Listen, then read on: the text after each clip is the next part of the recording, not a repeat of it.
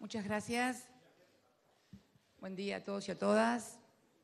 Les agradezco su presencia aquí. También, bueno, disculpas tal vez porque demoramos un poco, pero el tránsito estaba imposible y además nuestros colaboradores me habían dicho que estaban entrando todos ustedes con los equipos y por lo tanto debíamos darle prioridad al ingreso de ustedes y a que pudieran tomar sus lugares.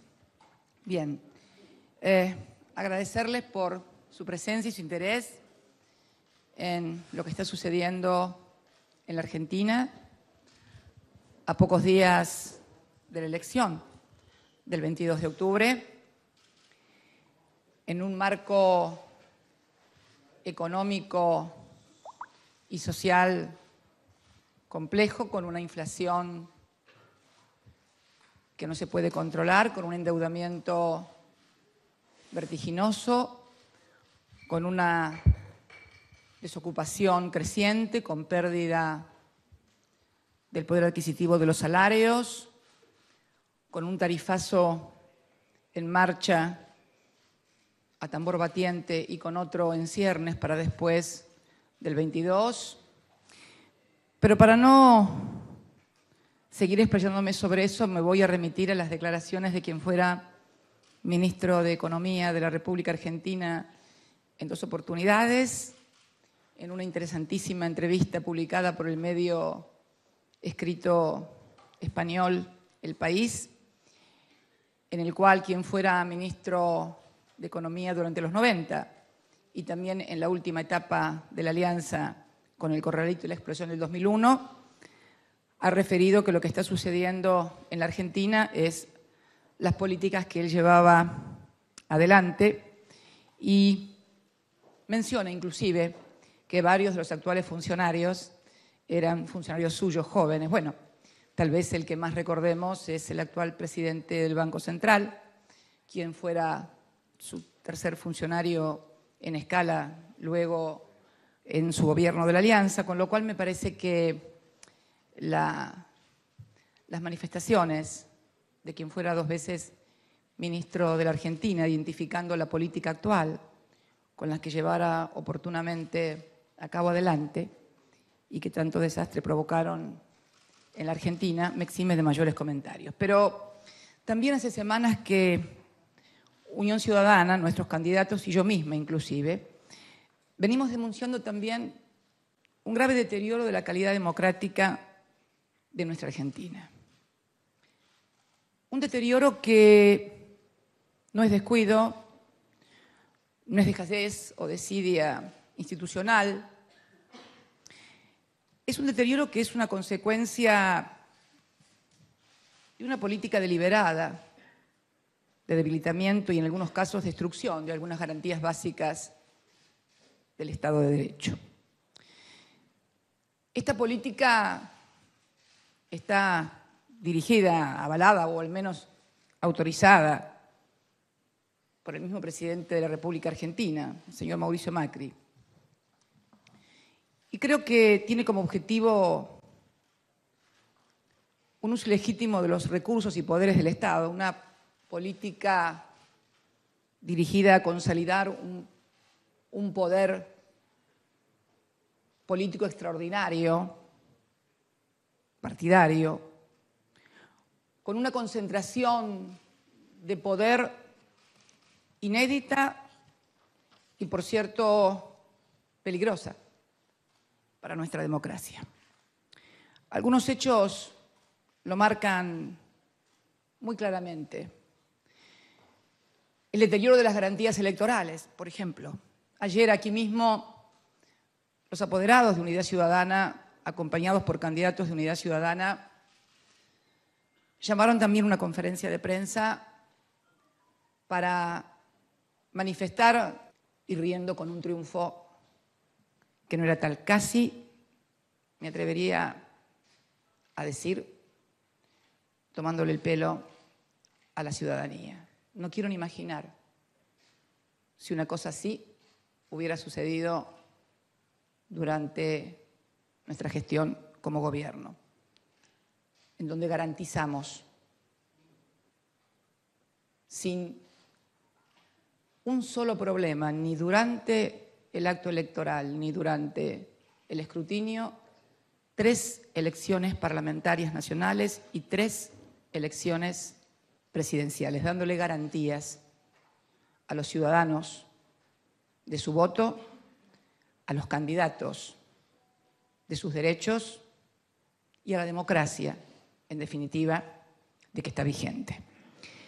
Además de este deterioro de las garantías electorales, hay también un evidente deterioro de las libertades públicas. Personas que pierden su libertad, son privadas de su libertad, porque escriben un tuit o porque estaban cerca de una marcha o de una concentración. Y en los últimos días hemos visto también personas que son privadas de su libertad por besarse en una estación de trenes. Hay un creciente temor en la ciudadanía que no solamente se vincula a estas cuestiones, sino también, y uno lo puede percibir cuando recorre las localidades, los barrios. Siempre digo que es grave y peligroso que a los organismos de seguridad o a ciertos organismos le tengan miedo a la sociedad y no le tengan miedo a los delincuentes. El deterioro también de las garantías jurídicas a la oposición política, el caso de Milagro Sala, presa política en la Argentina, es también un caso ya más que evidente porque además tenemos organismos internacionales reclamando por ella. Y también un silencio parte del Estado Nacional respecto de las situaciones claramente violatorias de los fallos que ha tomado la Comisión Interamericana de Derecho en este sentido. También el deterioro de la intimidad y de la protección de los datos personales, simbolizada a pocos días de las elecciones con un DNU del presidente donde se remite a la jefatura de gabinete todo el manejo de lo que podríamos denominar la Big Data de los argentinos, sus celulares. Se produce esta concentración en el Estado de la intimidad y de los datos personales que remite a un control del Estado por parte de la vida de los ciudadanos y de las ciudadanas propio de regímenes que, bueno, que la realidad del mundo tiró abajo. No puedo dejar de recordar esa magnífica película, y discúlpenme la digresión, ya saben que soy cinéfila, de la vida de los otros. Ahora, claro, como la tecnología ha adelantado, ya no es necesario colocar micrófonos adentro de las casas. Basta con tener el celular, los datos, y entonces, de esta manera, poder determinar qué es lo que hace no solamente un dirigente político de la oposición, sino todos y cada uno de los ciudadanos, y también muchas veces utilizar esta valiosísima información en términos de eso, de economía, porque es información que vale para empresas, para gustos, para publicidades, para consumos. El ataque también sistemático a las organizaciones sociales. Lo grave es la reacción del Estado y sus distintos organismos frente a un hecho de esta naturaleza. ¿Por qué? Porque supongamos que, como ha dicho Naciones Unidas, no quien habla, sino Naciones Unidas, y sindicales en la búsqueda de su criminalización y estigmatización. Creo que las unidades debe investigarse la Gendarmería porque es ella la que aparece como directamente vinculada al caso.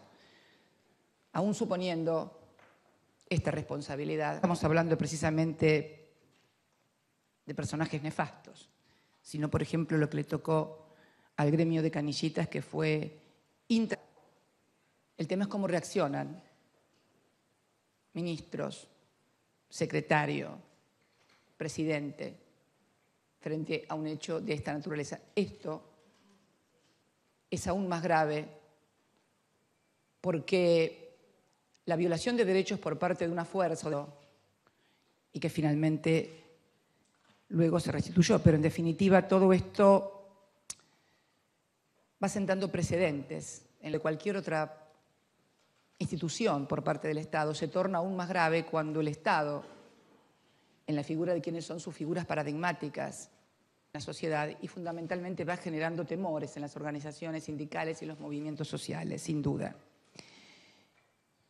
Es insoslayable también señalar, ministros y presidentes, en lugar de colocarse del lado de la familia, del ciudadano desaparecido o de lo que reclama la sociedad, no solamente justifican y ocultan, sino que se lanza una feroz, el deterioro de la seguridad ciudadana,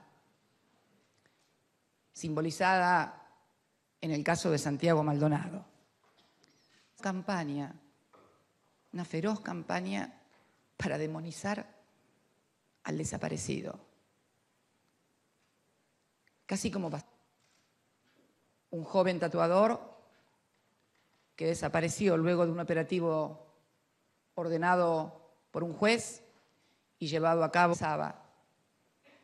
durante la dictadura, en la cual se afirmaba que estábamos frente a una campaña anti-argentina y que los desaparecidos estaban en Europa. En el día de ayer pudimos ver también cómo se lanzó una campaña desde un medio de comunicación acerca de elementos de seguridad, en este caso la Gendarmería Nacional, sin tener aún noticias. Y tal vez lo grave se encontraron y que luego aclaró el hermano de la víctima. Y la verdad es la reacción del Estado y sus distintos organismos frente a un hecho de esta naturaleza. ¿Por qué? Una familia que no quiero ni siquiera imaginarme lo que debe estar atravesando, el dolor, la desesperación, la angustia. Porque supongamos que, como ha dicho Naciones Unidas, no quien habla, sino Naciones Unidas, debe investigarse la Gendarmería porque es ella la que aparece como directamente vinculada al cansancio. Tener además que ponerse a redactar, imagínense cualquiera de ustedes en esa situación, ponerse a redactar un comunicado desmintiendo las infamias que se estaban vertiendo. Todo esto fue acompañado, por supuesto, en las redes. Aún suponiendo esta responsabilidad, el tema es cómo reaccionan ministros, secretarios sociales, por el ejército de trolls de todos los días. Bueno, difamando a la víctima. Finalmente, secretario, presidente, frente a un hecho de esta naturaleza. Esto es aún más grave porque la violación de derechos, también una cosa que hemos conocido en los últimos días, inédita, por lo menos inédita de cualquier otro advenimiento de la democracia. Yo, para ser más precisa, lo haría del 83 a la fecha. El reconocimiento de listas negras, de que el presidente tiene un listado negro de 500 y pico de personas y que él interpreta que si esas personas no estuvieran en la Argentina, las mandaran en un cohete a la luna, se acabarían los problemas en la Argentina. Sé que debo encabezar esa lista. Tengo la certeza absoluta. También tengo la certeza absoluta de que si me meten en un cohete para mandarme a la luna, suponiendo que la misión tuviera éxito con el cohete, me moriría, porque en la luna no hay vida. Con lo cual no me resta más que pensar que se trata de un eufemismo, los que tendrían o los tendríamos que desaparecer en la Argentina para que la Argentina no tuviera problemas. La verdad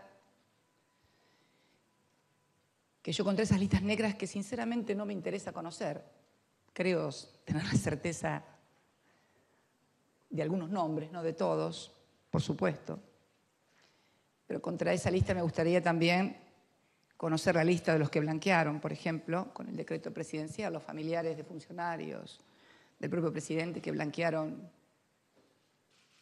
violando la ley de blanqueo sancionada por el Congreso que prohibía esto.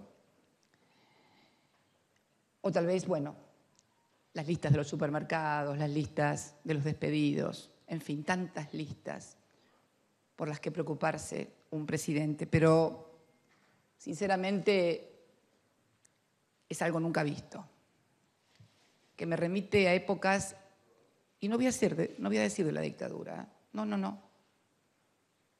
Como tengo bastantes años, me remite a otros gobiernos democráticos también, donde había listas, donde gente se tuvo que ir del país y donde quien aparecía en una lista tenía fuertes probabilidades de no aparecer más o de que le pasara algo muy feo con su vida.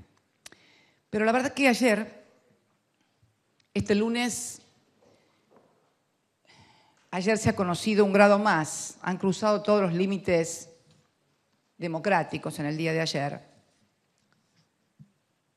porque en plena campaña electoral y casi como inaugurando la campaña, es de público y notorio que el oficialismo considera que lo importante son los últimos 14 días de campaña. Bueno, el primer acto de campaña fue ayer, donde junto con otras 13 personas, el juez Bonadío nos llama a indagatoria en pleno proceso electoral sobre un hecho que no es judiciable y, lo que es peor aún, sobre un hecho en el cual él tuvo participación como juez y vaya a saber como que otra cosa más, y en el cual fuera apartado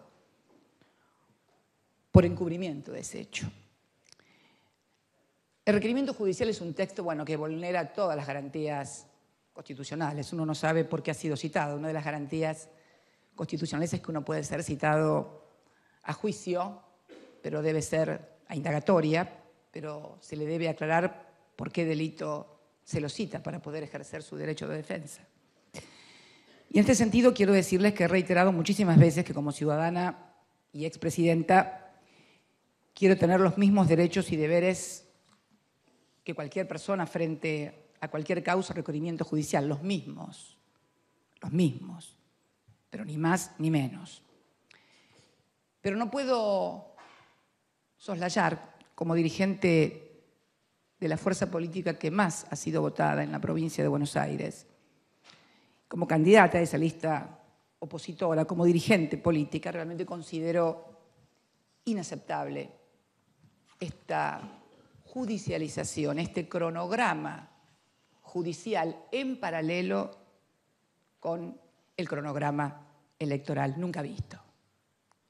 Creo que, bueno, ya basta, hay que levantar la voz y hay que denunciar la persecución, el acoso y el deterioro ya grave de nuestra calidad democrática.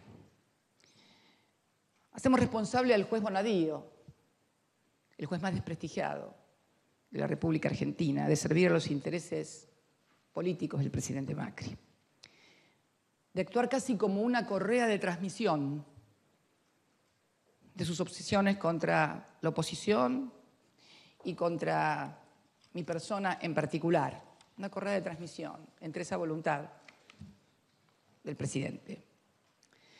Hacemos también responsable al presidente Macri de persecución política, degradación de nuestra democracia y un uso partidario, obsceno, imposible, inconstitucional, donde el Poder Judicial actúa casi como una fuerza de tareas del Poder Ejecutivo. Hacemos también responsable al presidente de precarizar la economía y la democracia en la Argentina, porque además este agravamiento está directamente vinculado con la economía. ¿Por qué? Porque cuando la economía no da los resultados esperados, cuando hay que seguirse endeudando, cuando el consumo no repunta, cuando todos los índices inflacionarios vuelven a volar y no hace falta tampoco publicar ni ir a requerir ninguna publicación, basta con ir a un supermercado, basta con entrar a una farmacia, basta con recorrer la calle para saber lo que han aumentado los precios o abrir con temor el sobre de Edenor, de Edesur, casi como si fuera un sobre explosivo, porque cuando uno abre el sobre de Edenor o de Edesur o el de gas, es casi un sobre explosivo con aumentos que han superado el 1000% largamente y no son percepciones subjetivas, claramente, porque esas facturas no se pagan con percepciones ni sensaciones. Esas facturas cada usuaria va a tener que pagarlas con dinero contante y sonante. Creo que se está sometiendo, y hacemos responsable de ello también al presidente Macri, de someter a la democracia argentina a un estado de shock, con el ánimo de intimidar la capacidad de control y vigilancia que también tiene que tener esa democracia. Hacemos responsable también de judicializar la vida política, de pretender intimidar nuestras candidaturas y a nuestros votantes, a nuestros electores. Hacemos responsable también al presidente Macri de jugar sucio, porque esto es vulnerar los derechos de millones y millones de personas. Nunca se vieron situaciones como las que estamos viviendo en la República Argentina, no al menos en democracia. Y hacemos responsable al presidente Macri de obscenidad política al permitir que el juez más desprestigiado de la Argentina pretenda manipular el proceso electoral creando un clima de persecución política intolerable e inaceptable. A continuación, y para terminar con esta mi intervención, vamos a proyectar un pequeño video de 6 minutos que vamos a subir a YouTube, que tiene subtitulado en español y que para la prensa extranjera también tendrá subtitulado en inglés y que de allí lo podrán tomar. Este que van a ver es el juez Bonadío y esto es en realidad lo que pretende. Gracias.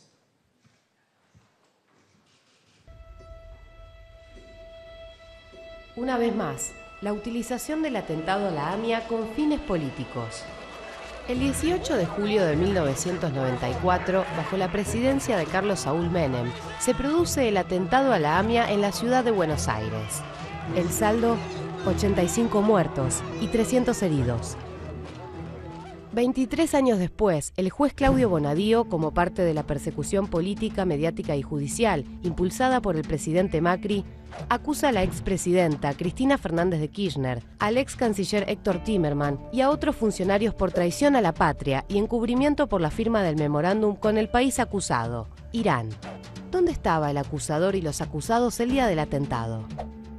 Cristina Fernández de Kirchner era diputada provincial en Santa Cruz. Héctor Timerman, un periodista que vivía en el exterior. Claudio Bonadío era el subsecretario de Asuntos Legales del gobierno de Carlos Menem y respondía a Carlos Corach. Algunos días antes cambió de oficina. Lo nombraron juez federal en Comodoro Pi. Junto a Menem y Corach serían denunciados años después por encubrimiento de la investigación del atentado. 1 año y medio después del atentado, Cristina Fernández de Kirchner asume como senadora nacional y en 1996 integra la Comisión de Seguimiento del caso. En el año 2001, denuncia desde esa comisión las irregularidades en la investigación a cargo del juez Galeano, acusado de pagar $400.000 al falso testigo Carlos Tejeldín para desviar la investigación.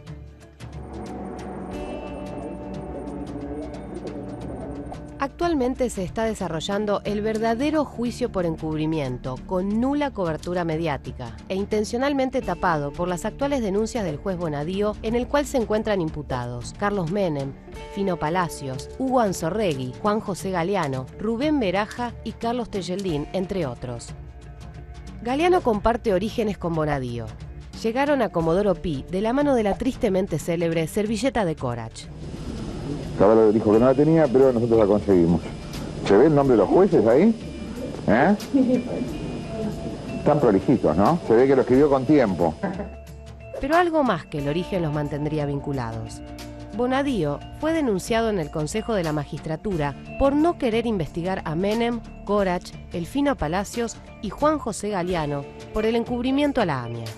En 2005 le quitaron la causa AMIA por ser juez y sospechoso al mismo tiempo. Unos años después, en 2010, sería denunciado por el fiscal Alberto Nisman por integrar una asociación ilícita junto al Fino Palacios y Carlos Corach para apartarlo de la investigación de la AMIA. Este es el juez que ahora impulsa la denuncia del fiscal Nisman. ¿Pero qué dice esa denuncia? La hipótesis de la denuncia presentada en enero de 2015 sostiene que el Estado argentino firmó un memorándum de entendimiento con Irán aprobado por el Congreso Nacional como parte de un plan de encubrimiento que constituiría el delito de traición a la patria. El supuesto delito tenía dos móviles. A. Hacer caer las notificaciones rojas sobre los acusados iraníes. B. Hacer negocios con Irán. El memorándum no establecía en ninguno de sus puntos la caída de las alertas. El entonces jefe de Interpol, Ronald Noble, dijo: "Lo que dice el fiscal Nisman es falso. Ningún integrante del gobierno argentino trató nunca de que bajáramos las alertas rojas". La denuncia sostiene que el memorándum es parte de un acuerdo económico. Sin embargo, el saldo del intercambio comercial entre los dos países fue el más bajo en 5 años. No solo son falsos los móviles del delito en la denuncia, faltaba el delito. El memorándum de entendimiento nunca entró en vigencia por la falta de aprobación en el Congreso iraní. ¿Cómo sucedió entonces el intercambio de granos argentinos por petróleo inútil para la Argentina? ¿Cómo se negoció la caída de las alertas rojas que Interpol nunca recibió? Simple, esos hechos nunca existieron. Por eso, inmediatamente después de ser presentada, la denuncia fue desestimada por falta de pruebas e inexistencia del delito por 5 de 7 jueces federales. Sin móvil ni delito, presentaron una denuncia sobre un hecho no judiciable: un acuerdo entre países, como hicieron apenas meses después todos estos países que firmaron otro acuerdo con Irán. Nosotros reivindicamos este memorándum, reivindicamos la intención del gobierno argentino de buscar la solución por la vía pacífica y la colaboración de un Estado que además indudablemente tiene que prestar colaboración, porque de lo contrario la causa va a quedar bloqueada sin fin. El memorándum fue un intento para tomarle declaración a los acusados en una causa frenada intencionalmente durante décadas, impulsado por el Poder Ejecutivo y ratificado por el Congreso Nacional. Un acuerdo con otro país se puede debatir en el Congreso, en los medios, en la calle y en las urnas. Pero convertirlo en un delito de traición a la patria tiene un solo objetivo: la persecución judicial a quienes realmente hicieron algo por intentar esclarecer el atentado a la AMIA. La utilización política es la única razón de la denuncia. Una denuncia sin motivos, ni pruebas, ni delito. Una denuncia en manos del juez Bonadío, denunciado 2 veces por Nisman por encubrir el atentado, por intentar apartarlo de la investigación e incluso querer atentar contra su propia vida. El juez apartado de la causa AMIA por sospechoso de encubrimiento. El puesto a dedo por Menem. El de la servilleta de Corach. El juez que disparó y mató a 2 personas con una Glock calibre 40. El de los vínculos con el Fino Palacios. El que sobrevivió a 50 denuncias en el Consejo de la Magistratura. El hombre que simboliza la cadena de maniobras oscuras y encubrimientos políticos, judiciales y policiales que buscan derrumbar la verdad. Como si buscaran cerrar un círculo siniestro desde el día que la Argentina vivió un infierno. El horror de la muerte y después del silencio.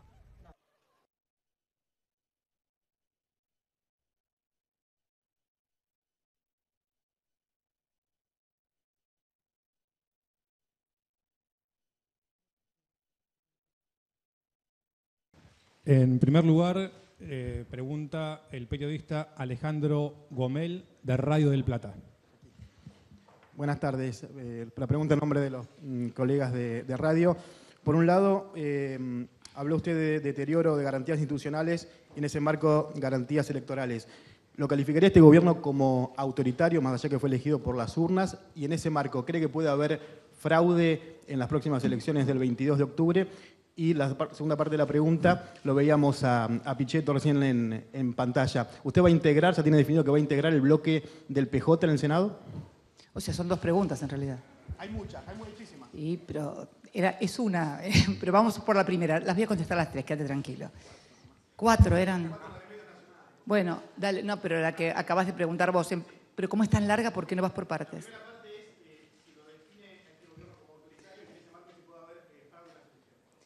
A ver, no, las definiciones son siempre subjetivas, pero hay cosas que sí que son objetivas y que es un desapego total por el Estado de Derecho. Diría que es un gobierno al que no le interesa el Estado de Derecho, no cuida el Estado de Derecho, no solamente por estos episodios. Podemos remitirnos, por ejemplo, al intento de nombrar 2 miembros de la Corte, ni bien asumido por decreto de necesidad y de urgencia, y además modificar una ley tributaria, como fue la ley de blanqueo, con un decreto de necesidad y urgencia. Usted sabe que los decretos de necesidad y urgencia en materia tributaria están expresamente prohibidos por la Constitución. No se puede firmar decretos de necesidad y urgencia. Podría enumerar y estar aquí durante horas acerca de las conductas objetivas, los comportamientos del gobierno que no condicen con un Estado de Derecho. En cuanto a lo que usted menciona, obviamente que hay peligro en el proceso electoral. De hecho, ya lo hubo.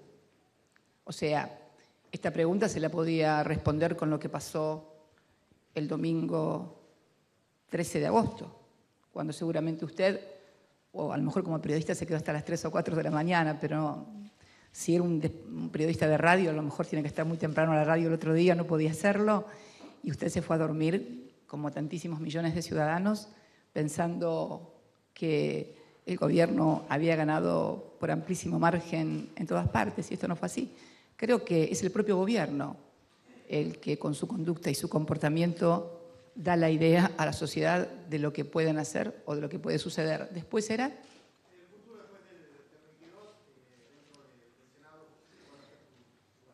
A ver, mi pelea, nuestra pelea, la pelea de Unidad Ciudadana no es ni por un sillón, ni por un lugar. Sentada en el umbral del Senado o sentada en la Estatua de la Libertad voy a pensar y hacer exactamente lo mismo.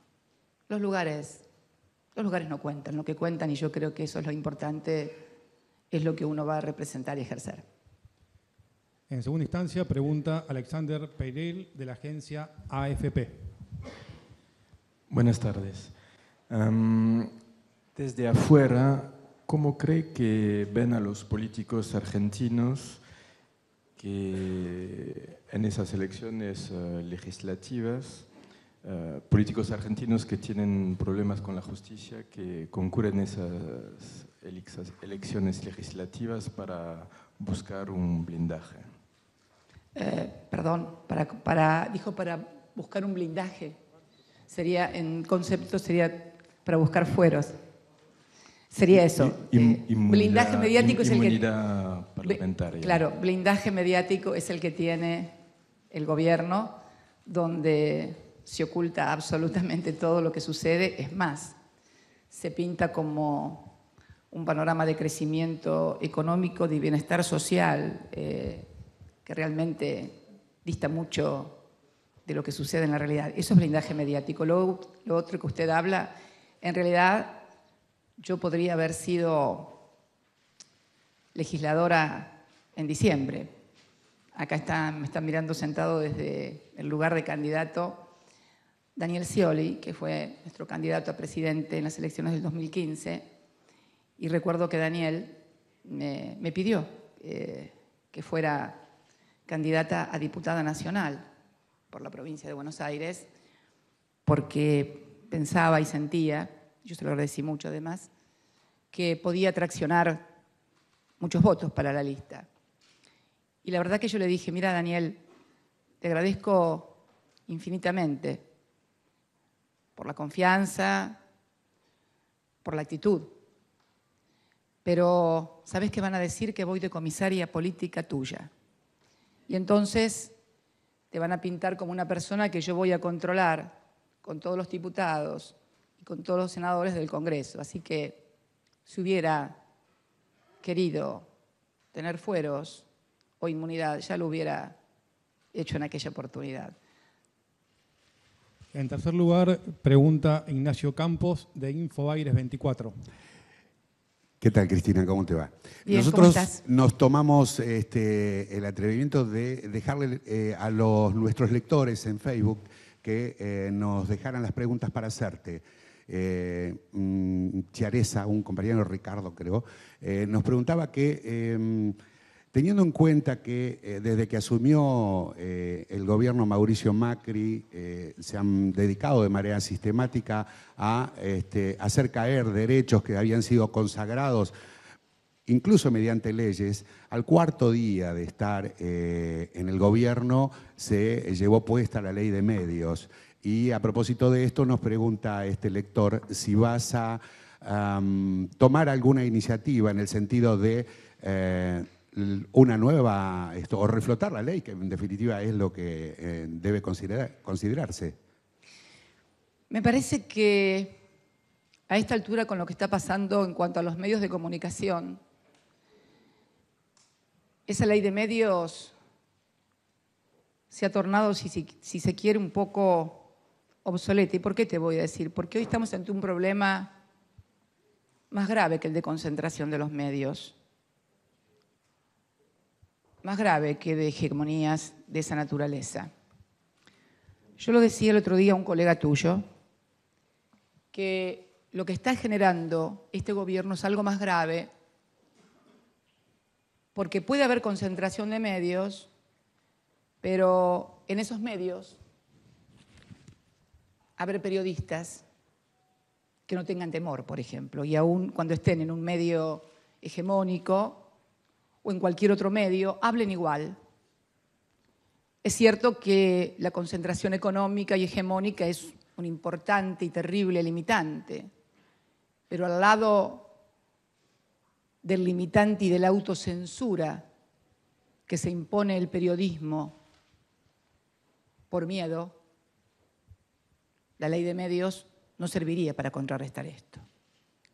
Cuando se produce el episodio del despido de un conocido periodista económico de un medio que había logrado rating a partir de, bueno, precisamente de convertirse en la voz y en la expresión de un sector muy importante de la ciudadanía argentina que entiende que lo que lee, escucho, mira en otros medios no es cierto. Esto opera también como un limitante para todos los periodistas. Y esto no habla mal de ningún periodista ni autoriza a decir, ¡ay, qué cobarde! No, porque la gente son trabajadores y trabajadoras de prensa que tienen que vivir, que tienen que comer, que tienen que pagar cuotas, que tienen obligaciones. Y de repente ese periodista o esa periodista que tiene que decir algo y piensa y lo siente o lo sabe por una investigación o quiere expresar su forma de ser, piensa, pero ¿y si digo esto?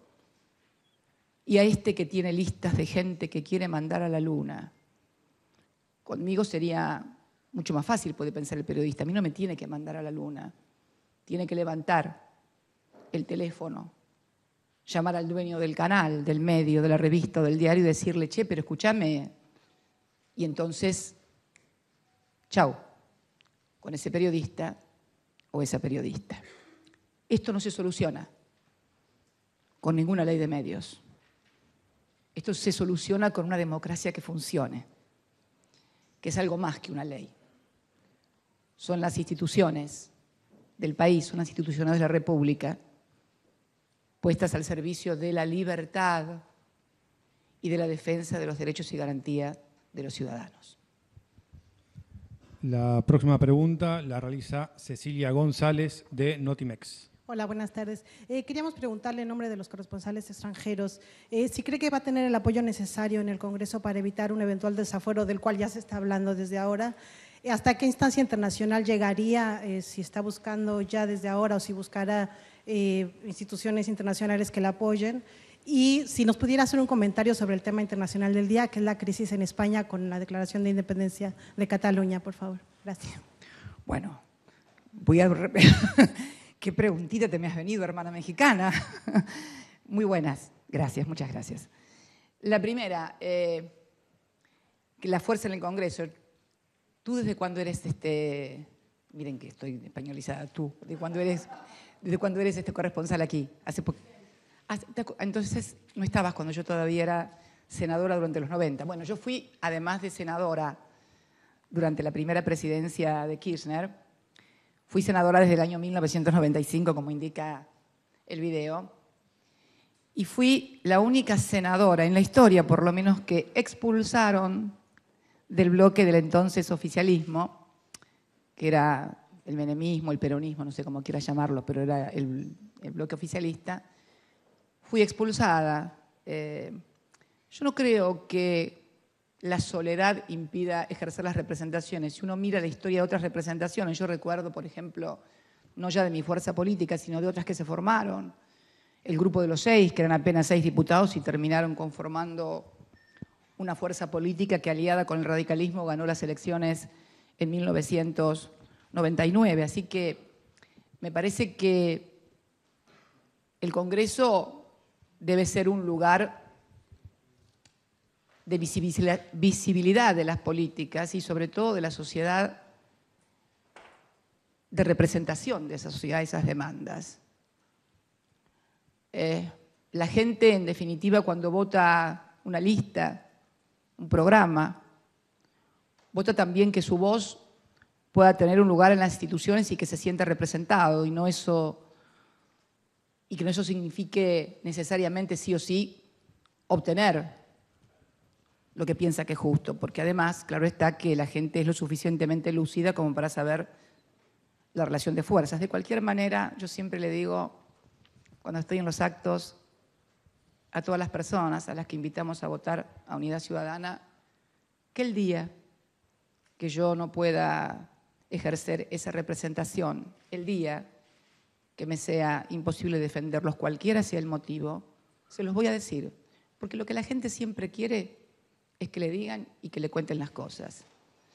En cuanto a lo que se dice en los medios de comunicación respecto de esto, tantas cosas se han dicho. Esperemos que esta suceda. Pero con respecto a sí, lo que vamos a hacer, y yo no lo mencioné en el bloque de entrada de esta conferencia, es que una vez que pasen las elecciones, el 22 de octubre, vamos a hacer una presentación ante Naciones Unidas sobre esta causa y este llamado a indagatoria.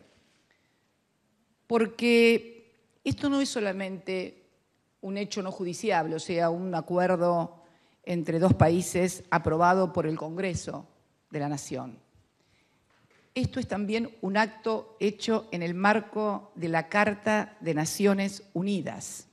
Cuando nosotros reclamábamos, y cuando hablo de nosotros hablo del presidente Kirchner, que comenzó a hacer el reclamo en el año 2007, y mis reclamos en todas las asambleas de Naciones Unidas acerca de lograr la cooperación de Irán, ofrecimos varias fórmulas alternativas, inclusive durante varios años, se hacía en el marco de Naciones Unidas, porque ambos países somos signatarios de Naciones Unidas y como miembros de Naciones Unidas tenemos obligaciones también. Cuando uno conforma parte de un organismo multilateral, en este caso de carácter político, también tiene obligaciones.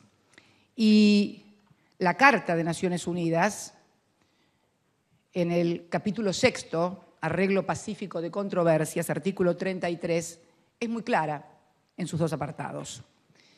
El artículo 33 dice, primero, las partes en Naciones Unidas solamente pueden ser los estados que conforman parte de ese organismo. Las partes, o sea, los estados, en una controversia cuya continuación sea susceptible de poner en peligro el mantenimiento de la paz y la seguridad internacionales, tratarán de buscarle solución, ante todo mediante la negociación, la investigación, la mediación, la conciliación, el arbitraje, el arreglo judicial, el recurso a organismos o acuerdos regionales u otros medios pacíficos de su elección. Y el segundo apartado dice, el Consejo de Seguridad, si lo estimara necesario, instará a las partes a que arreglen sus controversias de esta manera, por estos medios. Como verán, lo que hizo la República Argentina, que tenía y tiene todavía una controversia, porque bueno es recordar que si bien el presidente Macri, en su primera intervención en Naciones Unidas el año pasado, no hizo mención de la causa AMIA en absoluto, cuando yo recordé esta circunstancia en un programa periodístico, más tarde la vicepresidenta de Naciones Unidas, en la última asamblea, ha hecho mención a esto y ha vuelto a pedir la cooperación de Irán para el esclarecimiento de la AMIA. O sea, este gobierno ha vuelto a pedir la cooperación de Irán para el esclarecimiento del atentado. O sea, ha repetido la fórmula que durante tanto tiempo manifestamos nosotros y que finalmente culminó el arreglo. Hoy la causa está paralizada, como está paralizada desde el año 2006 porque no se puede tomar declaración a los acusados. Y esto era lo que perseguía, como bien recibe el video, el memorándum. Es más, si se requiere la acción del Consejo de Seguridad de Naciones Unidas, que es el otro organismo, el propio Consejo de Seguridad te va a remitir a la primera parte del artículo, que es hacer precisamente acuerdos. Por eso decimos que este querer convertir en un delito un hecho que no es judiciable, no solamente en la Argentina, porque los únicos que pueden llegar a acuerdos entre países es el Poder Ejecutivo y luego necesariamente porque se trata de un acto complejo, tiene que ser ratificado por el Parlamento. Si no es ratificado por el Parlamento, tampoco tiene validez. Estamos no solamente ante un pedido de indagatoria y una persecución que vulnera per se la Constitución, sino también las obligaciones que Argentina tiene como Estado miembro de Naciones Unidas. Cataluña, uy, mira, me olvidaba. Impresionante, porque por muchas cosas. Primero porque creo que hubo un manejo por parte del gobierno de España, del gobierno español, muy malo. Las imágenes de ese domingo, con más de 800 heridos, las imágenes de guardias civiles sin que se le pudiera ver el rostro, tomando de la ropa a mujeres y literalmente arrojándolas por las escaleras, heridos, represión con más de 14.000 hombres que fue condenada por todos los países del mundo. Realmente nos remite a épocas que deberíamos superar y también exige por parte del todo el periodismo propio de España e internacional también, tener una actitud similar frente a esas cosas que hace el gobierno de España, que por ejemplo se ha tenido frente a otras situaciones. ¿Qué me parece? Me parece que el mundo cruje realmente.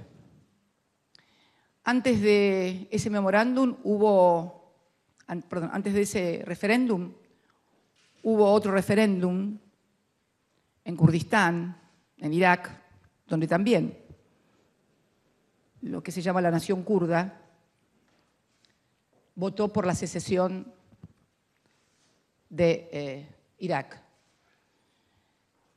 En unos están de acuerdo los estados internacionales, en otros no están de acuerdo. O sea, Debemos comenzar a mirar lo que sucede en el mundo también con la mirada de los intereses geopolíticos que se entrecruzan entre unos y otros. Esto no presupone renunciar a valores que están por sobre todas las cosas, como es el respeto a los derechos humanos y a la no violencia. Detesto la violencia como un modo de resolverlo. Pero hoy España está ante una encrucijada brutal, porque yo creo que muchos que tal vez no eran independentistas en Cataluña, hoy tal vez lo sean, a partir de la reacción del Estado.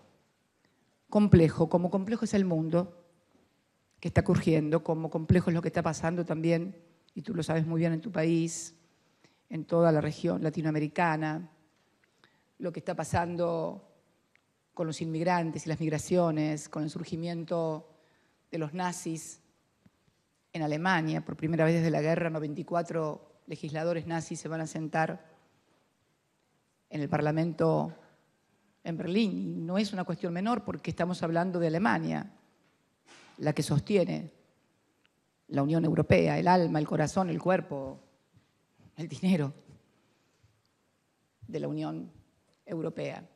Un tema complejo que esperamos, y esto ya lo digo como hija de españoles o como nieta de españoles, de mis 4 abuelos, 3 son españoles, una abuela madrileña y 2 gallegos, como Rajoy. Espero sinceramente que pueda resolverse sin violencia. Si tuviera que pedir un deseo, no sé si sería la independencia, no la independencia, la unidad de España. Lo que pediría primero, si se tratara de un deseo, sería el de que cualquiera fuera la resolución, con independencia o sin independencia, que por favor no hubiera violencia. La próxima pregunta la realiza Gonzalo Asís, de TN. ¿Qué tal? ¿Cómo le va? Buen día. Acá en el medio. ¿Acá? ¿Cómo le va? Bien, muy bien. Yo le quiero preguntar por otra de las historias que también conmovió y entristeció mucho la historia de los últimos años, que es la tragedia de Once. Usted en una entrevista reciente dijo puntualmente que el Estado no tenía la culpa en la tragedia de Once. La primera parte de la pregunta tiene que ver cómo sustentar semejante afirmación en una causa en la cual el fiscal investigó y el tribunal probó que los subsidios que el Estado entregaba al mantenimiento del tren Sarmiento se gastaban en entradas para recitales, en botellas para tomar champán, en aviones privados. El fiscal calificó el tren Chapa 16 como un ataúd sobre ruedas y sobre todo en esa causa, doctora, fueron condenados 2 secretarios de Estado de su gestión, como fue el caso de Ricardo Jaime y Juan Pablo Schiavi, y en este momento está siendo investigado en un juicio oral el exministro de Planificación, Julio De Vido, y acá me permito hacer una pequeña postilla, porque usted recién mencionaba al doctor Claudio Bonadío. Bonadío en un primer momento había obviado la investigación en el caso de Julio De Vido, y recién un colega me hacía referencia a algo que me parece que vale la pena preguntarle también, hablando de Bonadío. ¿Por qué durante los años en que Claudio Bonadío estaba siendo investigado por el Consejo de la Magistratura, la mayoría que su espacio político ostentaba en el Consejo no lo llevó a Bonadío a un estado de destitución? Gracias. Bien, con respecto a la primera pregunta, creo que las responsabilidades penales, civiles y administrativas serán determinadas por la justicia. En cuanto a la segunda pregunta, el caso de Bonadío deberá ser porque en los momentos en los cuales se trataba, esto también demuestra que no hubo un manejo político de la justicia en nuestro caso, porque si personalmente yo hubiera tenido las mismas cosas o las mismas ideas que tiene el presidente Macri, que quiere mandar a los que no le gustan a la luna, yo hubiera seguramente mandado a los representantes de nuestro espacio a que Bonadío fuera desplazado. Al contrario, siempre las decisiones que se tomaron en el Consejo de la Magistratura se tomaron en base a las pruebas o a lo que pasaba en los expedientes. Con lo cual, Fíjese la diferencia. Nuestros representantes, y es de público y notorio que el juez Bonadío nunca fue una persona que simpatizara con el gobierno, ni que yo tuviera algún vínculo o relación con el mismo. Y sin embargo, esto no fue motivo de que interviniera en el Consejo de la Magistratura en contra del juez Bonadío. La próxima pregunta la realiza Ana Delicado de la agencia Sputnik. Buenas tardes. En primer lugar, en una pregunta consensuada por mis compañeros, querían preguntarle si va a brindar más ruedas de prensa al margen de este momento político coyuntural. Y en segundo lugar, le quería preguntar por lo siguiente. Usted dijo ante la FAO en 2015 que la pobreza estaba por debajo del 5%, en sintonía con el último dato del INDEC del primer semestre de 2013, que la situaba en el 4,7%. Pero en 2015 también organismos como el CEDLA de la Universidad de La Plata o el Cifras de la CTA decían que la pobreza era del 29%. Mi pregunta es si sigue sosteniendo lo que dijo ante la FAO y defiende las estadísticas del INDEC durante su gestión y si cree todavía en el INDEC de la actual gestión. Muchas gracias. Bueno, si empezamos con el INDEC de la actual gestión, que dio a conocer ayer la cifra de la inflación, que creo que fue en 1.5, 1.7. Si uno mira, por ejemplo, lo que dice un organismo como Fiel, insospechado de ser simpatizante de nuestro espacio político, habla de una inflación para el mes pasado de septiembre de 2.6 y de 3.4 en materia de alimentos. En cuanto al tema de la pobreza, cuando asumió este gobierno cambió la forma de medir la pobreza, cambió la canasta y sostuvo que en realidad durante nuestra gestión de cada 3 argentinos, 1 era pobre. Yo podría decirte que con esta medición, en lugar de haber recibido la Argentina con el 54 o 56% de la pobreza, la habíamos recibido entonces con casi el 70%. Pero me parece que son todas discusiones numerológicas que en definitiva no terminan de esclarecer lo que realmente pasa. Pero creo que hay otras cuestiones que tienen que ver con el sentido común y también con la consistencia de los datos macroeconómicamente hablando. Hace poco también se dio a conocer que la pobreza había descendido en la Argentina, o sea que estaba ahora en el orden del 28%. Ahora bien, ¿cómo es posible que haya descendido la pobreza o que durante nuestra gestión de cada 3, 1 era pobre, si hoy se han eliminado los subsidios a todos los servicios públicos, luz, gas y agua? Esto significaba un salario indirecto para todos los hogares argentinos, absolutamente.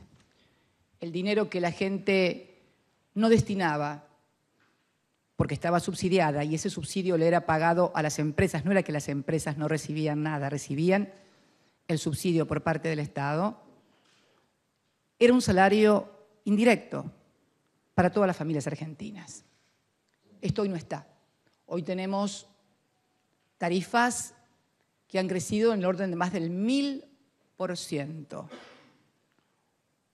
Un consumo de gas de una familia en un barrio popular de Capital Federal con subsidio era, suponte, 1.200 pesos de gas. Esa misma familia hoy está pagando 9.700 pesos de gas.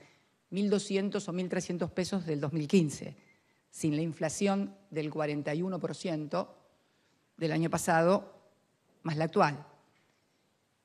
Pero además teníamos un 5.9 de desocupación. Y antes que preguntes si es el INDEC, quiero decirte que el índice de desocupación en la Argentina no lo calcula el INDEC, lo calculan todos los servicios de estadísticas de las provincias y luego lo remiten al INDEC que lo procesa.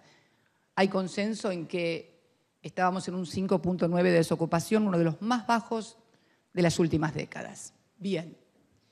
Y además, esa gente que estaba ocupada por convenios colectivos, por salario mínimo vital y móvil, tenía un salario por arriba de la inflación, por arriba de la inflación. Y en esto me fijo, por ejemplo, en los datos estadísticos de la ciudad de Buenos Aires, de la ciudad de La Cava, para el 2015.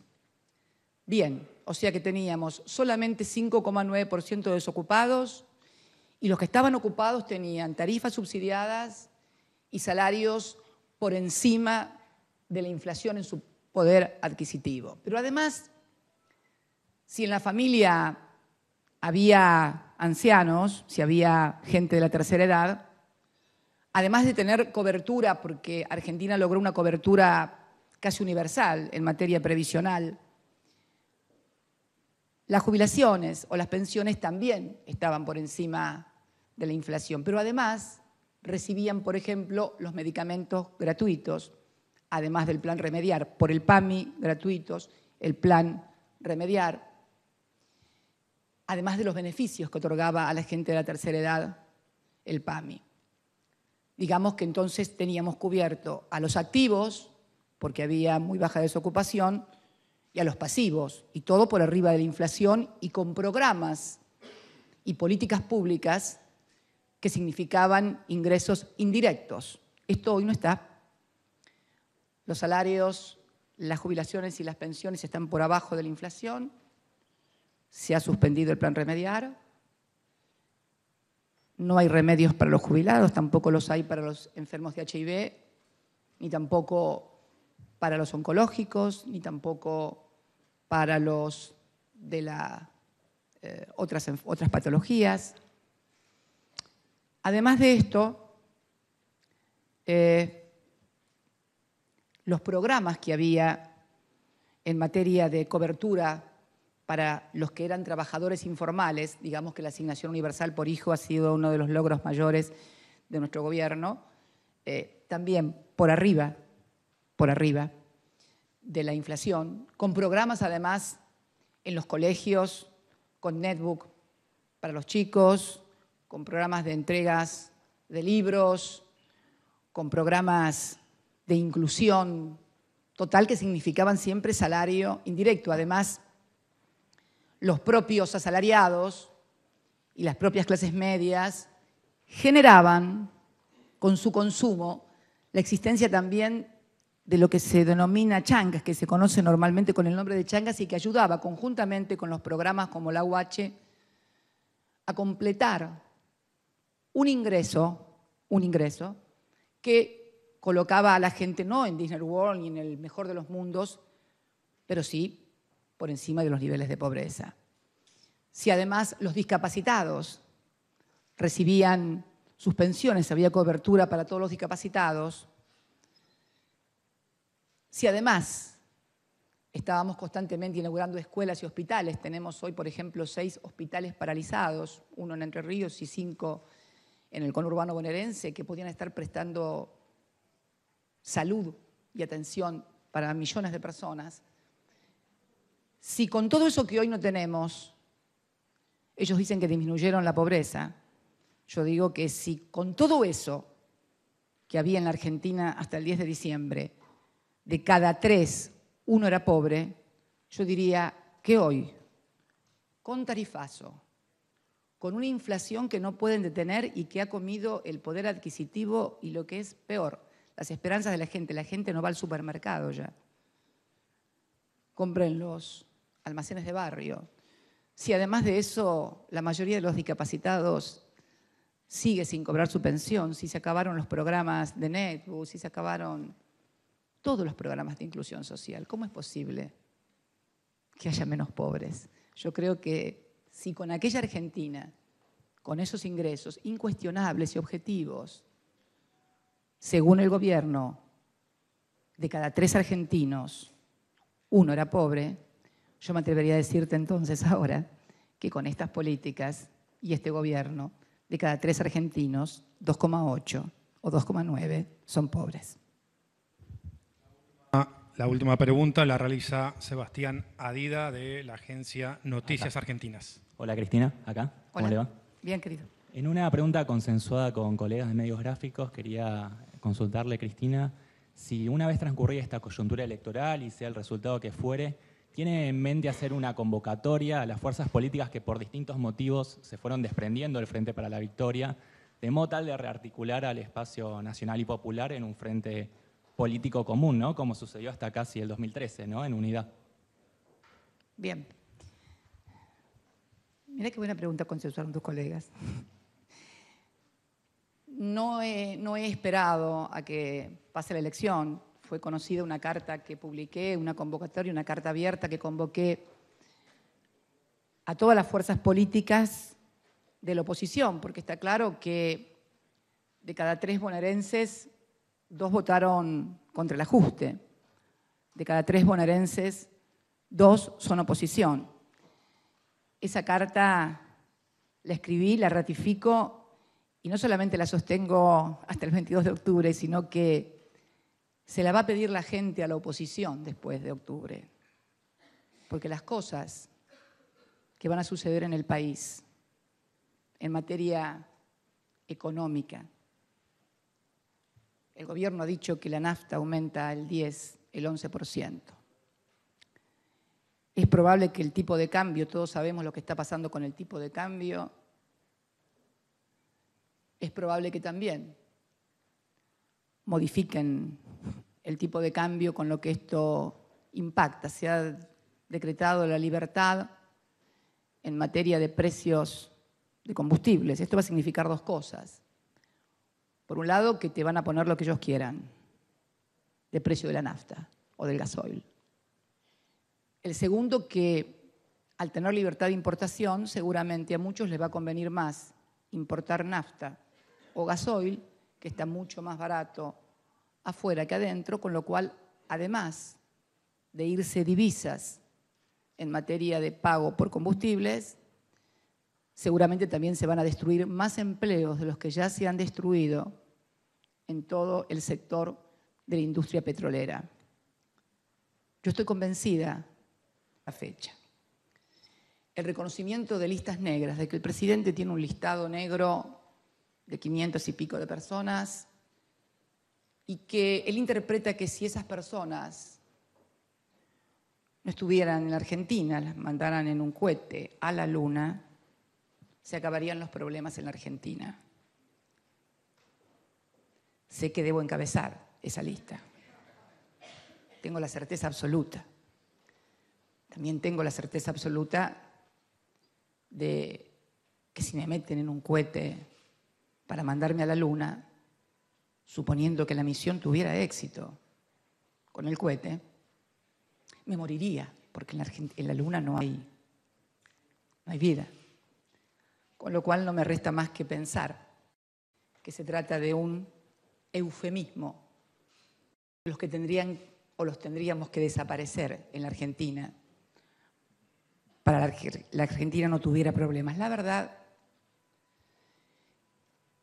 que yo contra esas listas negras que sinceramente no me interesa conocer, creo tener la certeza de algunos nombres, no de todos, por supuesto, pero contra esa lista me gustaría también conocer la lista de los que blanquearon, por ejemplo, con el decreto presidencial, los familiares de funcionarios del propio presidente que blanquearon violando la ley. Si lo de hoy, cuando apelamos a la unidad,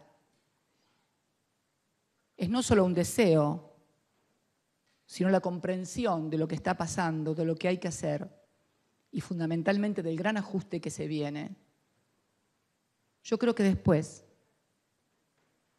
va a ser la propia sociedad la que le imponga a las fuerzas políticas, por lo menos aquellas que se dicen opositoras al ajuste y a representar a los trabajadores, a las pequeñas y medianas empresas, a los comerciantes, a los estudiantes, a los científicos, a los docentes, en fin, a todo lo que constituye ese colectivo que vos denominás nacional y popular y que yo creo que es, en definitiva, la absoluta y gran mayoría del pueblo. Seguramente que sí, pero ya no va a ser solamente porque comprendemos nosotros o lo impulsamos nosotros. La sociedad lo va a demandar, no tengan dudas. Muchas gracias por la presencia de todos ustedes y una vez más nos vemos. Muchas gracias.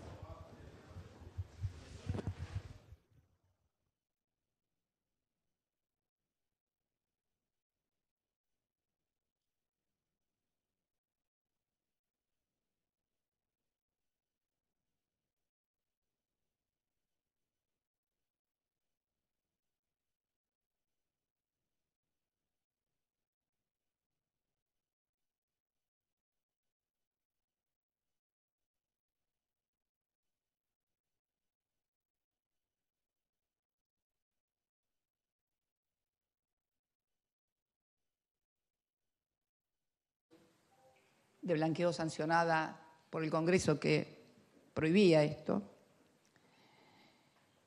O tal vez, bueno, las listas de los supermercados, las listas de los despedidos, en fin, tantas listas por las que preocuparse un presidente. Pero, sinceramente, es algo nunca visto, que me remite a épocas, y no voy a decir de la dictadura, no.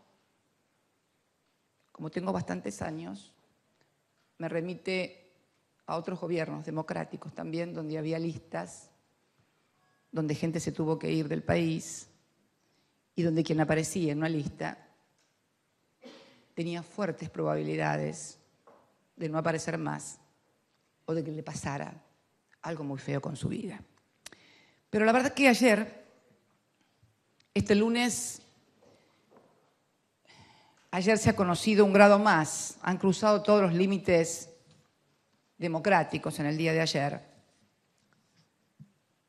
porque en plena campaña electoral y casi como inaugurando la campaña, es de público y notorio que el oficialismo considera que lo importante son los últimos 14 días de campaña. Bueno, el primer acto de campaña fue ayer, donde junto con otras 13 personas, el juez Bonadío nos llama a indagatoria en pleno proceso electoral sobre un hecho que no es judiciable y, lo que es peor aún, sobre un hecho en el cual él tuvo participación como juez y vaya a saber como qué otra cosa más, y en el cual fuera apartado por encubrimiento de ese hecho. El requerimiento judicial es un texto, bueno, que vulnera todas las garantías constitucionales. Uno no sabe por qué ha sido citado. Una de las garantías constitucionales es que uno puede ser citado a juicio, pero debe ser a indagatoria, pero se le debe aclarar por qué delito se lo cita para poder ejercer su derecho de defensa. Y en este sentido quiero decirles que he reiterado muchísimas veces que como ciudadana y expresidenta quiero tener los mismos derechos y deberes que cualquier persona frente a cualquier causa o requerimiento judicial, los mismos, pero ni más ni menos. Pero no puedo soslayar, como dirigente de la fuerza política que más ha sido votada en la provincia de Buenos Aires, como candidata a esa lista opositora, como dirigente política, realmente considero inaceptable esta judicialización, este cronograma judicial en paralelo con el cronograma electoral nunca visto. Creo que, bueno, ya basta, hay que levantar la voz y hay que denunciar la persecución, el acoso y el deterioro ya grave de nuestra calidad democrática. Hacemos responsable al querer ninguna publicación, basta con ir a un supermercado, basta con entrar a una farmacia, basta con recorrer la calle para saber lo que han aumentado los precios o abrir con temor el sobre de Edenor, de Edesur, casi como si fuera un sobre explosivo, porque cuando uno abre el sobre de Edenor o de Edesur o el de gas, es casi un sobreexplosivo con aumentos que han superado el 1000% largamente, y no son percepciones subjetivas. Claramente, porque esas facturas no se pagan con percepciones ni sensaciones. Esas facturas cada usuaria va a tener que pagarlas con dinero contante y sonante. Creo que se está sometiendo, y hacemos responsable de ello también al presidente Macri, de someter a la democracia argentina a un estado de shock, con el ánimo de intimidar la capacidad de control y vigilancia que también tiene que tener esa democracia. Hacemos responsable también de judicializar la vida política, de pretender intimidar nuestras candidaturas y a nuestros votantes, a nuestros electores. Hacemos responsable también al presidente Macri de jugar sucio, porque esto es vulnerar los derechos de millones y millones de personas. Nunca se vieron situaciones como las que estamos viviendo en la República Argentina, no al menos en democracia. Y hacemos responsable al presidente Macri de obscenidad política al permitir que el juez más desprestigiado de la Argentina pretenda manipular el proceso electoral creando un clima de persecución política intolerable e inaceptable. A continuación, y para terminar con esta mi intervención, vamos a proyectar un pequeño video de 6 minutos que vamos a subir a YouTube, que tiene subtitulado en español y que para la prensa extranjera también tendrá subtitulado en inglés y que de allí lo podrán tomar. Este que van a ver es el juez Bonadío y esto es en realidad lo que pretende. Gracias.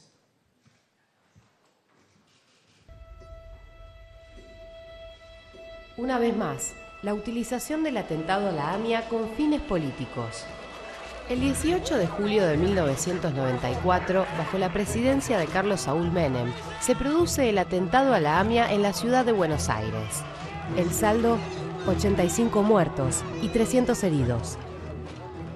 23 años después, el juez Claudio Bonadío, como parte de la persecución política, mediática y judicial impulsada por el presidente Macri, acusa a la expresidenta Cristina Fernández de Kirchner, al ex canciller Héctor Timerman y a otros funcionarios por traición a la patria y encubrimiento por la firma del memorándum con el país acusado, Irán.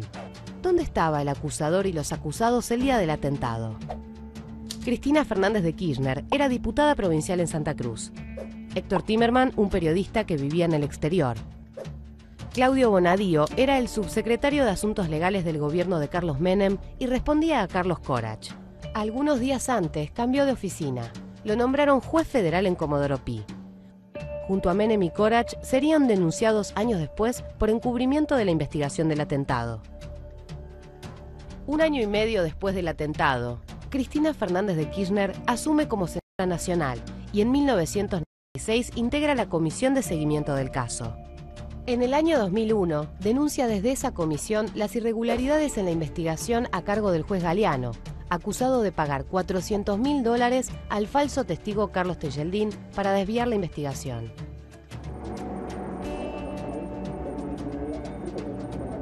Actualmente se está desarrollando el verdadero juicio por encubrimiento, con nula cobertura mediática e intencionalmente tapado por las actuales denuncias del juez Bonadío, en el cual se encuentran imputados Carlos Menem, Fino Palacios, Hugo Anzorregui, Juan José Galeano, Rubén Vera.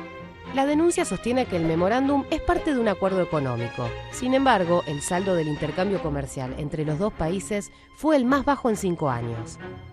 No solo son falsos los móviles del delito en la denuncia, faltaba el delito.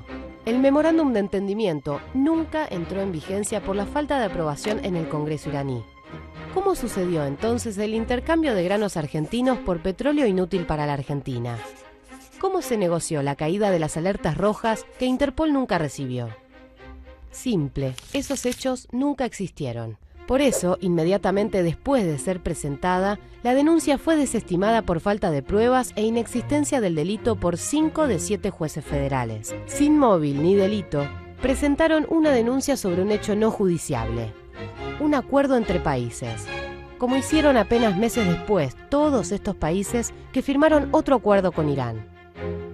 Nosotros reivindicamos este memorándum, reivindicamos la intención del gobierno argentino de buscar la solución por la vía pacífica y la colaboración de un Estado que además indudablemente tiene que prestar colaboración, porque de lo contrario la causa va a quedar bloqueada sin fin. El memorándum fue un intento para tomarle declaración a los acusados en una causa frenada intencionalmente durante décadas, impulsado por el Poder Ejecutivo y ratificado por el Congreso Nacional. Un acuerdo con otro país se puede debatir en el Congreso, en los medios, en la calle y en las urnas. Pero convertirlo en un delito de traición a la patria tiene un solo objetivo: la persecución judicial a quienes realmente hicieron algo por intentar esclarecer el atentado a la AMIA. La utilización política es la única razón de la denuncia. Una denuncia sin motivos, ni pruebas, ni delito. Una denuncia en manos del juez Bonadío, denunciado 2 veces por Nisman por encubrir el atentado, por intentar apartarlo de la investigación e incluso querer atentar contra su propia vida. El juez apartado de la causa AMIA por sospechoso de encubrimiento. El puesto a dedo por Menem. El de la servilleta de Corach. El juez que disparó y mató a 2 personas con una Glock calibre 40. El de los vínculos con Elfino Palacios. El que sobrevivió a 50 denuncias en el Consejo de la Magistratura. El hombre que simboliza la cadena de maniobras oscuras y encubrimientos políticos, judiciales y policiales que buscan derrumbar la verdad. Como si buscaran cerrar un círculo siniestro desde el día que la Argentina vivió un infierno. El horror de la muerte y después del silencio.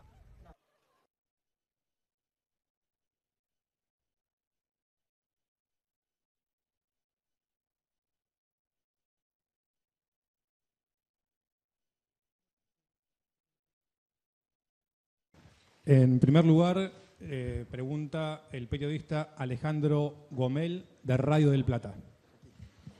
Buenas tardes. La pregunta en nombre de los colegas de radio. Por un lado, habló usted de deterioro de garantías institucionales y en ese marco garantías electorales. ¿Lo calificaría este gobierno como autoritario, más allá que fue elegido por las urnas? Y en ese marco, ¿cree que puede haber fraude en las próximas elecciones del 22 de octubre? Y la segunda parte de la pregunta, lo veíamos a Pichetto recién en pantalla. ¿Usted va a integrar, ya tiene definido que va a integrar el bloque del PJ en el Senado? O sea, son 2 preguntas en realidad. Hay muchas, hay muchísimas. Sí, pero es una. Pero vamos por la primera. Las voy a contestar las 3, quédate tranquilo. 4 eran. Bueno, dale, no, pero la que acabas de preguntar vos. Pero como es tan larga, ¿por qué no vas por partes?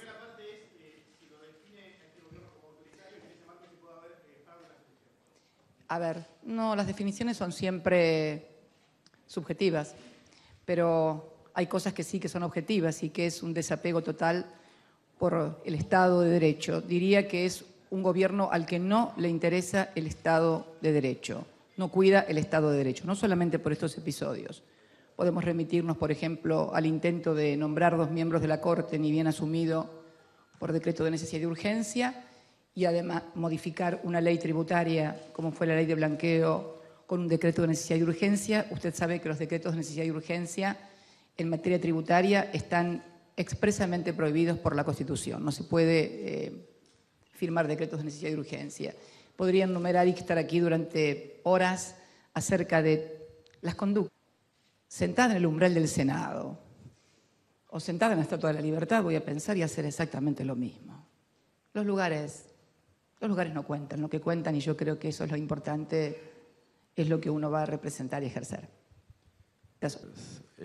Elecciones legislativas para buscar un blindaje. Perdón, dijo para buscar un blindaje. Sería, en concepto, sería para buscar fueros.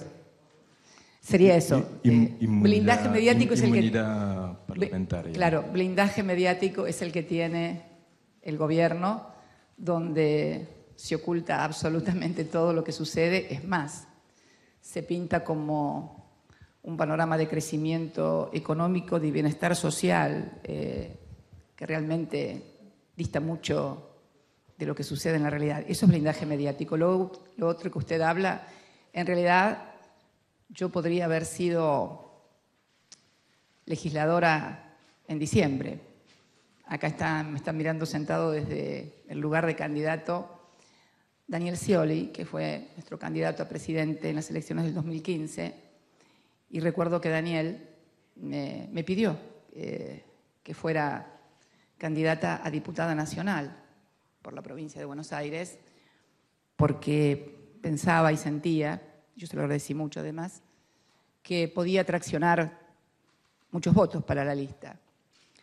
Y la verdad que yo le dije, mira Daniel, te agradezco infinitamente por la confianza, por la actitud, pero ¿sabes qué van a decir? Que voy de comisaria política tuya. Y entonces te van a pintar como una persona que yo voy a controlar con todos los diputados y con todos los senadores del Congreso. Así que si hubiera querido tener fueros o inmunidad, ya lo hubiera hecho en aquella oportunidad. En tercer lugar, pregunta Ignacio Campos de Infobaires 24. ¿Qué tal, Cristina? ¿Cómo te va? Bien, nosotros ¿cómo estás? nos tomamos el atrevimiento de dejarle a nuestros lectores en Facebook que nos dejaran las preguntas para hacerte. Chiaresa, un compañero Ricardo, creo, nos preguntaba que, teniendo en cuenta que desde que asumió el gobierno Mauricio Macri, se han dedicado de manera sistemática a hacer caer derechos que habían sido consagrados, incluso mediante leyes, al cuarto día de estar en el gobierno se llevó puesta la ley de medios. Y a propósito de esto nos pregunta este lector si vas a tomar alguna iniciativa en el sentido de una nueva, o reflotar la ley, que en definitiva es lo que debe considerarse. Me parece que a esta altura, con lo que está pasando en cuanto a los medios de comunicación, esa ley de medios se ha tornado, si se quiere, un poco obsoleta. ¿Y por qué te voy a decir? Porque hoy estamos ante un problema más grave que el de concentración de los medios, más grave que de hegemonías de esa naturaleza. Yo lo decía el otro día a un colega tuyo, que lo que está generando este gobierno es algo más grave, porque puede haber concentración de medios, pero en esos medios haber periodistas que no tengan temor, por ejemplo, y aún cuando estén en un medio hegemónico o en cualquier otro medio, hablen igual. Es cierto que la concentración económica y hegemónica es un importante y terrible limitante, pero al lado del limitante y de la autocensura que se impone el periodismo por miedo, la ley de medios no serviría para contrarrestar esto. Cuando se produce el episodio del despido de un conocido periodista económico de un medio de los ciudadanos. La próxima pregunta la realiza Cecilia González de Notimex. Hola, buenas tardes. Queríamos preguntarle en nombre de los corresponsales extranjeros si cree que va a tener el apoyo necesario en el Congreso para evitar un eventual desafuero del cual ya se está hablando desde ahora. ¿Hasta qué instancia internacional llegaría, si está buscando ya desde ahora o si buscará instituciones internacionales que la apoyen? Y si nos pudiera hacer un comentario sobre el tema internacional del día, que es la crisis en España con la declaración de independencia de Cataluña, por favor. Gracias. Bueno, voy a... Qué preguntita te me has venido, hermana mexicana. Muy buenas, gracias, muchas gracias. La primera, que la fuerza en el Congreso. ¿Tú desde cuándo eres miren que estoy españolizada, tú, ¿desde cuándo eres corresponsal aquí? Entonces no estabas cuando yo todavía era senadora durante los 90. Bueno, yo fui, además de senadora durante la primera presidencia de Kirchner.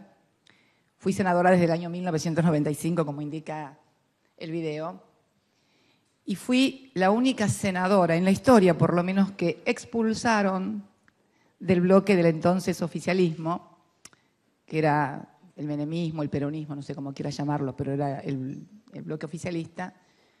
Fui expulsada. Yo no creo que la soledad impida ejercer las representaciones. Si uno mira la historia de otras representaciones, yo recuerdo, por ejemplo, no ya de mi fuerza política, sino de otras que se formaron, el grupo de los 6, que eran apenas 6 diputados y terminaron conformando una fuerza política que, aliada con el radicalismo, ganó las elecciones en 1999. Así que me parece que el Congreso debe ser un lugar que no pueda ejercer esa representación. El día que me sea imposible defenderlos, cualquiera sea el motivo, se los voy a decir, porque lo que la gente siempre quiere es que le digan y que le cuenten las cosas.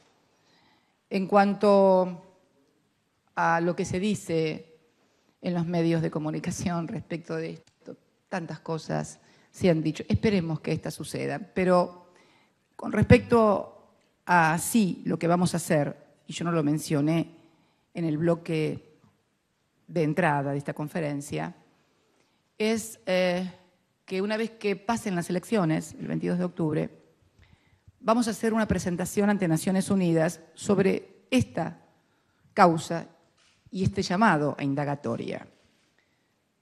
Porque esto no es solamente un hecho no judiciable, o sea, un acuerdo entre dos países aprobado por el Congreso de la Nación. Esto es también un acto hecho en el marco de la Carta de Naciones Unidas.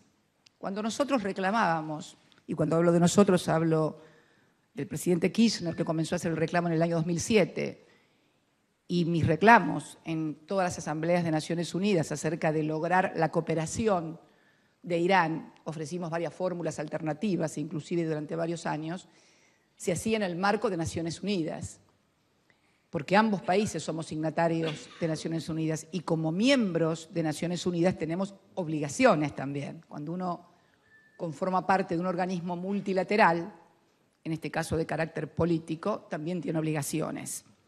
Y la Carta de Naciones Unidas, en el capítulo 6, Arreglo Pacífico de Controversias, artículo 33, es muy clara en sus dos apartados. El artículo 33 dice, primero, las partes en Naciones Unidas solamente pueden ser los estados que conforman parte de ese organismo. Las partes, o sea, los estados, en una controversia cuya continuación sea susceptible de poner en peligro el mantenimiento de la paz y la seguridad internacionales, tratarán de buscarle solución, ante todo mediante la negociación, la investigación, la mediación, la conciliación, el arbitraje, el arreglo judicial, el recurso a organismos o acuerdos regionales u otros medios pacíficos de su elección. Y el segundo apartado dice, el Consejo de Seguridad, si lo estimare necesario, instará a las partes a que arreglen sus controversias de esta manera, por estos medios. Como verán, lo que hizo la República Argentina, que tenía y tiene todavía una controversia, porque bueno es recordar que si bien el presidente Macri, en su primera intervención en Naciones Unidas el año pasado, no hizo mención de la causa AMIA en absoluto, cuando yo recordé esta circunstancia en un programa periodístico, más tarde la vicepresidenta de Naciones Unidas, en la última asamblea, ha hecho mención a esto y ha vuelto a pedir la cooperación de Irán para el esclarecimiento de la AMIA. O sea, este gobierno ha vuelto a pedir la cooperación de Irán para el esclarecimiento del atentado. O sea, ha repetido la fórmula que durante tanto tiempo manifestamos nosotros y que finalmente culminó el arreglo. Hoy la causa está paralizada, como está paralizada desde el año 2006 porque no se puede tomar declaración a los acusados. Y esto era lo que perseguía como bien recibe el video, el memorándum. Es más, si se requiere la acción del Consejo de Seguridad de Naciones Unidas, que es el otro organismo, el propio Consejo de Seguridad te va a remitir a la primera parte del artículo, que es hacer precisamente acuerdos. Por eso decimos que este querer convertir en un delito un hecho que no es judiciable, no solamente en la Argentina, porque los únicos que pueden llegar a acuerdos entre países es el Poder Ejecutivo, y luego necesariamente, porque se trata de un acto complejo, tiene que ser ratificado por el Parlamento. Si no es ratificado por el Parlamento, tampoco tiene validez. Estamos no solamente ante un pedido de indagatoria y una persecución que vulnera per se la Constitución, sino también las obligaciones que Argentina tiene como Estado miembro de Naciones Unidas. Cataluña, uy, mira, me olvidaba. Impresionante, porque por muchas cosas. Primero porque creo que hubo un manejo por parte del gobierno de España, del gobierno español, muy malo. Las imágenes de ese domingo, con más de 800 heridos, las imágenes de guardias que se entrecruzan entre unos y otros. Esto no presupone renunciar a valores que están por sobre todas las cosas, como es el respeto a los derechos humanos y a la no violencia. Detesto la violencia como un modo de resolverlo. Pero hoy España está ante una encrucijada brutal, porque yo creo que muchos que tal vez no eran independentistas en Cataluña, hoy tal vez lo sean, a partir de la reacción del Estado. Complejo, como complejo es el mundo que está ocurriendo, como complejo es lo que está pasando también, y tú lo sabes muy bien, en tu país, en toda la región latinoamericana, lo que está pasando con los inmigrantes y las migraciones, con el surgimiento de los nazis en Alemania. Por primera vez desde la guerra, 94 legisladores nazis se van a sentar en el Parlamento en Berlín. Y no es una cuestión menor, porque estamos hablando de Alemania, la que sostiene la Unión Europea, el alma, el corazón, el cuerpo, el dinero de la Unión Europea. Un tema complejo que esperamos, y esto ya lo digo como hija de españoles o como nieta de españoles, de mis 4 abuelos, 3 son españoles, una abuela madrileña y 2 gallegos, como Rajoy. Espero sinceramente que pueda resolverse sin violencia. Si tuviera que pedir un deseo, no sé si sería la independencia, no la independencia, la unidad de España. Lo que pediría primero, si se tratara de un deseo, sería el de que cualquiera fuera la resolución, con independencia o sin independencia, que por favor no hubiera violencia. La próxima pregunta la realiza Gonzalo Asís, de TN. ¿Qué tal? ¿Cómo le va? Buen día. Acá en el medio. ¿Acá? ¿Cómo le va? Bien, muy bien. Yo le quiero preguntar por otra de las historias que también conmovió y entristeció mucho la historia de los últimos años, que es la tragedia de Once. Usted en una entrevista reciente dijo puntualmente que el Estado no tenía la culpa en la tragedia de Once. La primera parte de la pregunta tiene que ver cómo sustentar semejante afirmación en una causa en la cual el fiscal investigó y el tribunal probó que los subsidios que el Estado entregaba al mantenimiento del tren Sarmiento se gastaban en entradas para recitales, en botellas para tomar champán, en aviones privados. El fiscal calificó el tren Chapa 16 como un ataúd sobre ruedas y sobre todo en esa causa, doctora, fueron condenados 2 secretarios de Estado de su gestión, como fue el caso de Ricardo Jaime y Juan Pablo Schiavi, y en este momento está siendo investigado en un juicio oral el exministro de Planificación, Julio De Vido, y acá me permito hacer una pequeña postilla, porque usted recién mencionaba al doctor Claudio Bonadío. Bonadío en un primer momento había obviado la investigación en el caso de Julio De Vido, y recién un colega me hacía referencia a algo que me parece que vale la pena preguntarle también, hablando de Bonadío. ¿Por qué durante los años en que Claudio Bonadío estaba siendo investigado por el Consejo de la Magistratura, la mayoría que su espacio político ostentaba en el Consejo no lo llevó a Bonadío a un estado de destitución? Gracias. Bien, con respecto a la primera pregunta, creo que las responsabilidades penales, civiles y administrativas serán determinadas por la justicia.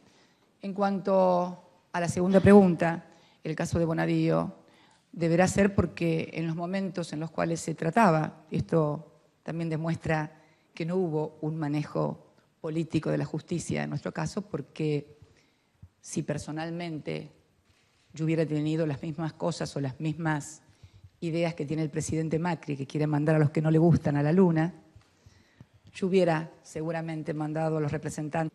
Empezamos con el INDEC de la actual gestión, que dio a conocer ayer la cifra de la inflación, que creo que fue en 1.5, 1.7. Si uno mira, por ejemplo, lo que dice un organismo como Fiel, insospechado de ser simpatizante de nuestro espacio político, habla de una inflación para el mes pasado de septiembre de 2.6 y de 3.4 en materia de alimentos. En cuanto al tema de la pobreza, cuando asumió este gobierno cambió la forma de medir la pobreza, cambió la canasta y sostuvo que en realidad durante nuestra gestión de cada 3 argentinos, 1 era pobre. Yo podría decirte que con esta medición, en lugar de haber recibido la Argentina con el 54 o 56% de la pobreza, la habíamos recibido entonces con casi el 70%. Pero me parece que son todas discusiones numerológicas que en definitiva no terminan de esclarecer lo que realmente pasa. Pero creo que hay otras cuestiones que tienen que ver con el sentido común y también con la consistencia de los datos macroeconómicamente hablando. Hace poco también se dio a conocer que la pobreza había descendido en la Argentina, o sea que estaba ahora en el orden del 28%. Ahora bien, ¿cómo es posible que haya descendido la pobreza o que durante nuestra gestión de cada 3, 1 era pobre, si hoy se han eliminado los subsidios a todos los servicios públicos, luz, gas y agua? Esto significaba un salario indirecto para todos los hogares argentinos, absolutamente. El dinero que la gente no destinaba porque estaba subsidiada y ese subsidio le era pagado a las empresas, no era que las empresas no recibían nada, recibían el subsidio por parte del Estado, era un salario indirecto para todas las familias argentinas. Esto hoy no está. Hoy tenemos tarifas que han crecido en el orden de más del 1000%. Un consumo de gas de una familia en un barrio popular de Capital Federal, con subsidio era, suponte, 1.200 pesos de gas. Esa misma familia hoy está pagando 9.700 pesos de gas. 1.200 o 1.300 pesos del 2015, sin la inflación del 41% del año pasado, más la actual. Pero además teníamos un 5.9 de desocupación. Y antes que preguntes si es el INDEC, quiero decirte que el índice de desocupación en la Argentina no lo vivos, y todo por arriba de la inflación y con programas y políticas públicas que significaban ingresos indirectos. Esto hoy no está. Los salarios, las jubilaciones y las pensiones están por abajo de la inflación.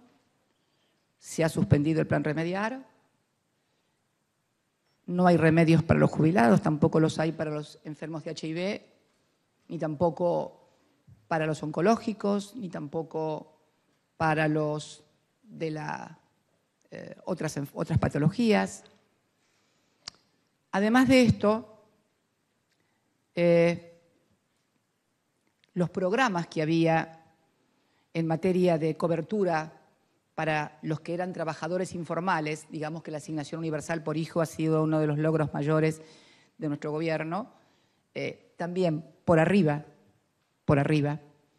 de la inflación, con programas además en los colegios, con netbook para los chicos, con programas de entregas de libros, con programas de inclusión total que significaban siempre salario indirecto. Además, los propios asalariados y las propias clases medias generaban con su consumo la existencia también de lo que se denomina changas, que se conoce normalmente con el nombre de changas y que ayudaba conjuntamente con los programas como la UH a completar un ingreso que colocaba a la gente no en Disney World ni en el mejor de los mundos, pero sí por encima de los niveles de pobreza.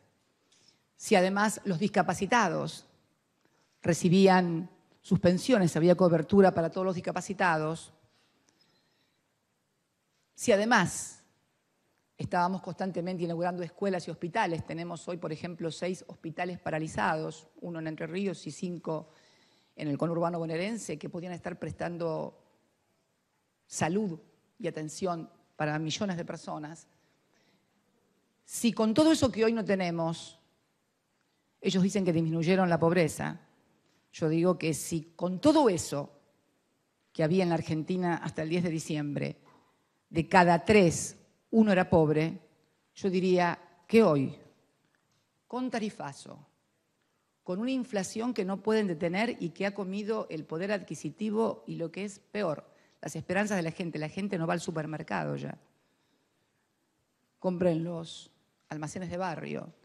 Si además de eso la mayoría de los discapacitados sigue sin cobrar su pensión, si se acabaron los programas de netbook, si se acabaron todos los programas de inclusión social, ¿cómo es posible que haya menos pobres? Yo creo que si con aquella Argentina, con esos ingresos incuestionables y objetivos, según el gobierno, de cada 3 argentinos, 1 era pobre, yo me atrevería a decirte entonces ahora que con estas políticas y este gobierno, de cada 3 argentinos, 2,8 o 2,9 también modifiquen el tipo de cambio con lo que esto impacta. Se ha decretado la libertad en materia de precios de combustibles. Esto va a significar 2 cosas.